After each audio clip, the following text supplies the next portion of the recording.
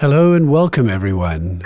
In today's episode, we're going to be investigating the throat chakra, and more specifically, how one can go from having an open, clear, beautiful voice as a child into emerging as an adult with blocks in the inability to sing or speak with freedom.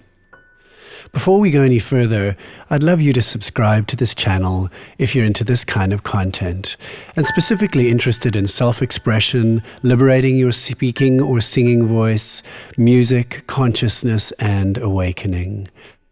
Please click that red subscribe button below, and even hit the bell to be notified about future episodes. Right, let's go back to that child. So how does a freely expressing baby who cries when they need to and laughs when they need to and expresses completely freely, how do they go from there to becoming an adult with self-expression blocks who is shy to speak or sing and afraid of standing up in front of other human beings, or afraid of making a joke at a party, or afraid of saying yes or no in relationships, or afraid of expressing boundaries in healthy anger, and so on? To answer that, we really have to begin by looking at original wounding. What I mean by this is, as you know, real life happens to little people, and they quickly become conditioned through the events that take place when they are small, in and around their families. And this can take so many forms. In this episode, we'll use the example of a little girl with, let's just say, a very domineering or even potentially a violent or abusive father. And so in this particular case, it will be very unsafe to express herself as she's growing up. She may observe fear in her mother, and she will be mirroring and learning from both her mother and father as she is absorbing everything from them as a tiny person. And very quickly, she'll learn that it's very unsafe. In fact, her entire life depends on keeping her mouth shut.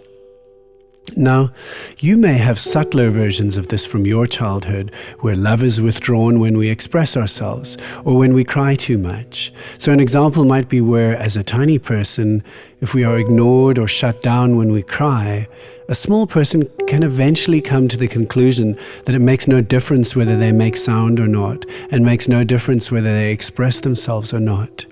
There are so many different variations of this, and this includes situations of neglect, domestic violence, sexual abuse, having to keep secrets in the family, through to parents who have mental health issues or trauma of their own. All of these can affect a child, and of course, there's a huge range from very severe situations to much milder ones, but all of them can have an effect on self-expression.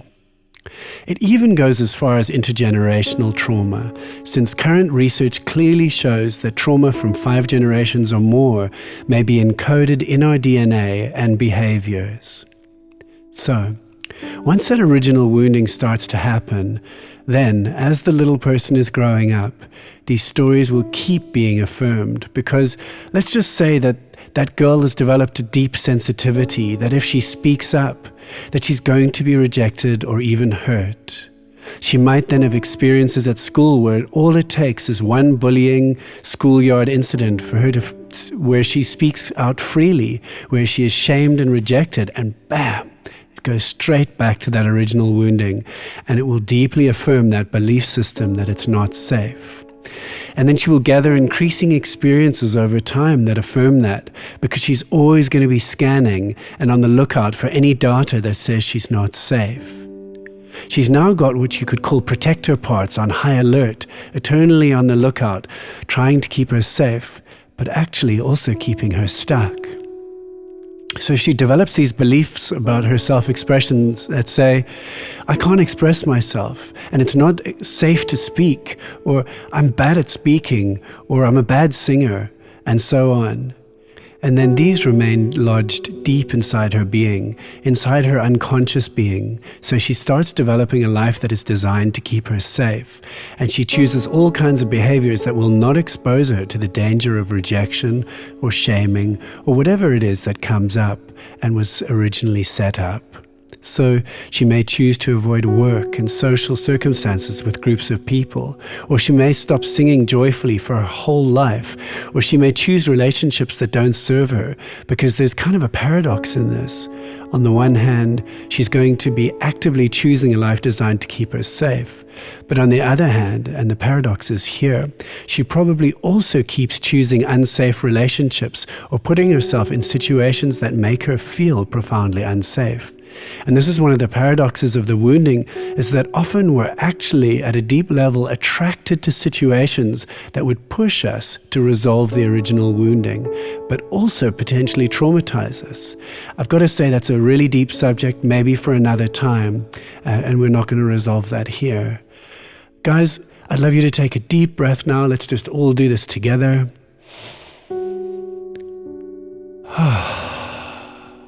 And another.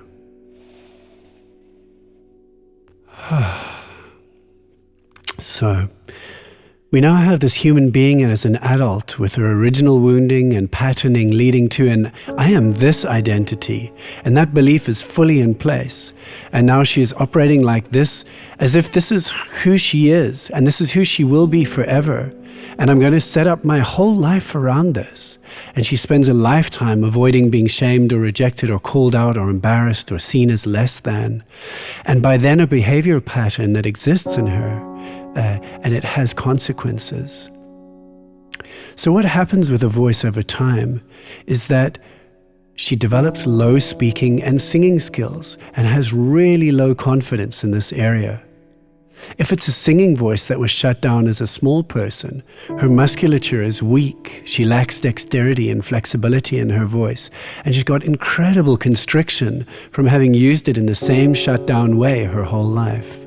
And if it is a speaking voice that is afraid of being in public, then she hasn't developed confidence in her public speaking skills because she spent her whole life avoiding being in front of people. Either way, if you compare her to the little child that developed those skills early and developed confidence, the confident child would speak or sing in front of people for their whole life. And that means year after year after year, developing the behavioral and neurological and other skill sets to do this with confidence. But she's now 25 or 35 or 45 or 55 or 65 or 75, and she's got very low confidence and very low skills because she's been avoiding this for her whole life. So what do we do when we've got someone who's got a blocked throat chakra and blocked self-expression? What do we do if she wants to change this and she's dedicated to changing this? This is a beautiful thing. This is a beautiful thing, and this is how the work goes. Before we go any further, let's do that breath. So one of the first places to begin to turn this around is to work at the behavioral level, growing skill sets and confidence. All of the speaking and self-expression skills and singing skills can be learned. And as we turn that around by learning those skills and undoing the lie of I can't, so she begins to learn how to speak and sing. And she begins to learn how to speak and sing from a deeper, more connected, less fearful, more authentic, and even playful place inside herself. And she turns around the many years of shutdown. She begins to turn it around at the behavioral level where she can learn to speak and sing, slowly but surely in little increments with confidence, and she can learn to speak in front of people and be fluent and authentic, or learn how to sing and be confident and joyful, or both. Or if she's on the other end of the scale and she's one of those people who tends to take over the space and she can be too much with her voice and maybe too angry or too vocal and she gets rejected because of that, then she can learn the skills to regulate her voice, self-regulate her voice, and sit more authentically in her being.